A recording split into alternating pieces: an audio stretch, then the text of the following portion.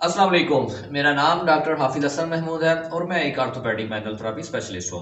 आज की वीडियो में हम डिस्कस करेंगे रोटेटर कफ इंजरी की वजह से होने वाली शोल्डर पेन को। वैसे तो शोल्डर पेन की बहुत सी वजूहत होती हैं, लेकिन जो सबसे ज़्यादा हमारे पास क्लिनिक में पेशेंट आते हैं उनकी एक ये मेन कंप्लेन होती है कि उनको शोल्डर जॉइंट के अंदर डीप डल पेन होती है, और जब कोई शोल्डर जॉइंट की एक स्पेसिफिक मूवमेंट करते हैं तो उनको शोल्डर के अंदर पेन होती है और उनको आर्म के अंदर वीकनेस सी फील होती है। तो आज की वीडियो में मैं आपको बताऊंगा कि रोटेटर कफ इंजरी की वजह से होने वाली शोल्डर पेन कैसी होती है और इसकी क्या क्या वजूहत हैं और इसको आप कैसे खुद घर में ठीक कर सकते हैं। बेसिकली रोटेटर कफ इंजरी ये हमारे चार रोटेटर कफ मसल्स होते हैं, उनके अंदर किसी भी एक मसल के अंदर इंजरी आने से तो हमें एक शोल्डर के अंदर डिस्कम्फर्ट फील होता है। ये जो चार मसल्स होती हैं हमारी शोल्डर जॉइंट की जितनी डायनामिक मूवमेंट्स हो रही होती हैं उनको कंट्रोल कर रहे होते हैं। तो हर एक मसल किसी ना किसी एक स्पेसिफिक एंगल पे जाके काम कर रहा होता है।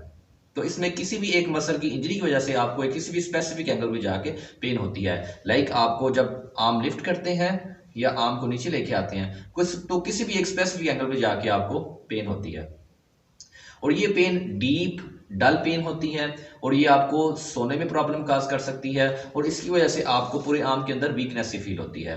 तो इसकी मेन वजूहत में सबसे पहली वजह आपका एक किसी गलत एंगल में बहुत ज्यादा वेट उठा लेना है। इस तरह आपके रोटेटर कफ के इंजरी होने के बहुत ज्यादा चांसेस होते हैं। और इसी तरह अगर आप अपने शोल्डर का बहुत ओवर यूज करते हैं और बहुत सी ऐसी रेपिटेटिव मूवमेंट्स करते हैं तो उस वजह से भी रोटेटर कफ इंजरी होने के बहुत से चांसेस होते हैं। फॉर एग्जांपल जिम यूजर्स में रोटेटर कफ इंजरी बहुत ज्यादा कॉमन होती है, क्योंकि वो बाज़ औक़ात बहुत एक गलत एंगल में बहुत ज्यादा वेट उठा लेते हैं या एक बहुत ज्यादा वेट उठा के अपनी रेपिटेशन बहुत ज्यादा कर देते हैं विदाउट एनी सुपरविजन। तो इन केसेस में उनके अंदर बहुत ज्यादा रोटेटर कफ इंजरी होने के चांसेस होते हैं। तो अभी मैं आपको कुछ इसकी एक्सरसाइजेस बताता हूं, अगर आप इनको फॉलो कर लेंगे तो उम्मीद है आप ये रोटेटर कफ इंजरी से बच जाएंगे। इसके लिए बेसिकली आपने 2 स्ट्रेचेस करनी है और 4 एक्सरसाइजेस करनी है। सबसे पहली स्ट्रेच आपने अपने पोस्टीरियर कैप्सूल हमारे जॉइंट के उसका स्ट्रेच करना है। वो स्ट्रेच आपने कैसे करना है, अपने एक आर्म, फॉर एग्जाम्पल आपको इस साइड पे इंजरी है तो आपने इसके आर्म को पकड़ के तो दूसरे हाथ के साथ इस तरह स्ट्रेच करना है। ये आपने 15 सेकंड होल्ड रखना है और 3 रेपिटेशंस करनी है। फिर इसके बाद आपने अपने एंटीरियर कैप्सूल को स्ट्रेच देना है। वो आपने कैसे देना है, अपने दोनों हाथों को पीछे ले जाना है, पीछे लेके जाके तो ऊपर की तरफ उठाना है और जहां तक आप कंफर्टेबल जोन में रख सकते हैं पेन फ्री जोन के अंदर उधर तक इसको स्ट्रेच देना है। और ये भी आपने 15 सेकंड होल्ड और 3 रेपिटेशंस करनी है। इसके बाद आपने कुछ एक्सरसाइज परफॉर्म करनी है। इसमें जो रोटेटर कफ इंजरी के अंदर जो सबसे अच्छी एक्सरसाइजेज हैं वो इसेंट्रिक एक्सरसाइजेज होती हैं। उसके लिए इसेंट्रिक एक्सरसाइजेज करने के लिए आप एक थेराबैंड का यूज कर सकते हैं। ये बेसिकली एक थेराबैंड होता है।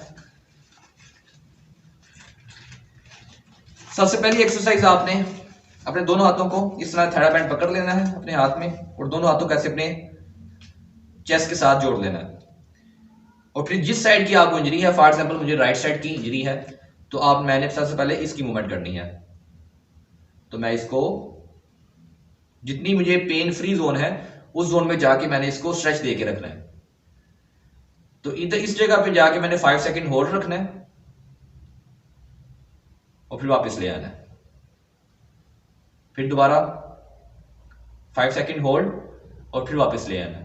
और ये चीज मैंने करनी है 10 टाइम्स, ठीक है। और फिर जब जैसे जैसे मेरी मूवमेंट जो इसकी रेंज है वो बढ़ती जाएगी तो मैं इसकी रेंज को मजीद बढ़ाता जाऊंगा और जो एंड रेंज होगी वहां जाके मैं इसको स्ट्रेच दे के रखूंगा 5 सेकंड। 5 सेकंड स्ट्रेच देने के बाद फिर इसको वापस ले आएंगे, ठीक है। सबसे पहली एक्सरसाइज हमारी होगी एक्सटर्नल रोटेशन इसेंट्रिक। उसमें क्या करना है, आपने थेराबैंड को पकड़ के और फुल जहां जितनी आपकी रेंज जाती है उस रेंज पे जाके स्टे देना है 5 सेकंड और 10 रेपिटेशन करनी है।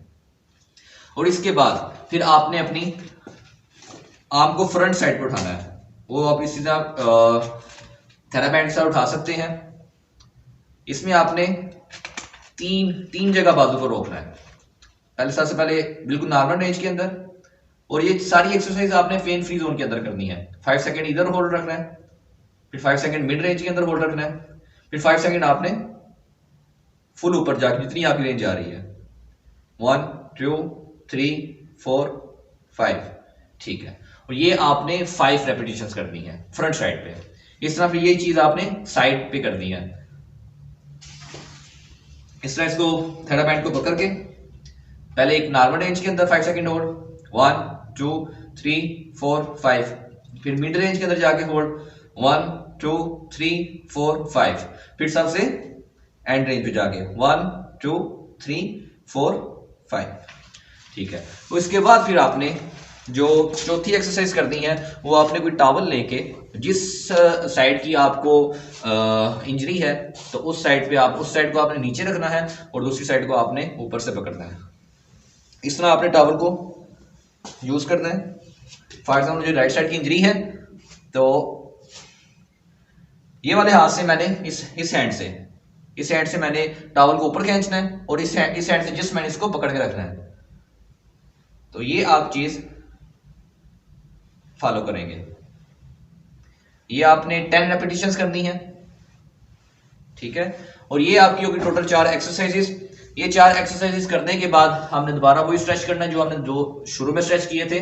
सबसे पहले पोस्टीरियर कैप्सूल का स्ट्रेच 15 सेकंड होल्ड और 3 टाइम्स, फिर एंटीरियर कैप्सूल का स्ट्रेच 15 सेकंड होल्ड और 3 टाइम्स। तो उम्मीद है ये स्ट्रेचेस करने से आपकी रोटेटर कफ की इंजरी काफी हद तक ठीक हो जाएगी और उम्मीद करता हूँ ये वीडियो आपको अच्छी लगी होगी।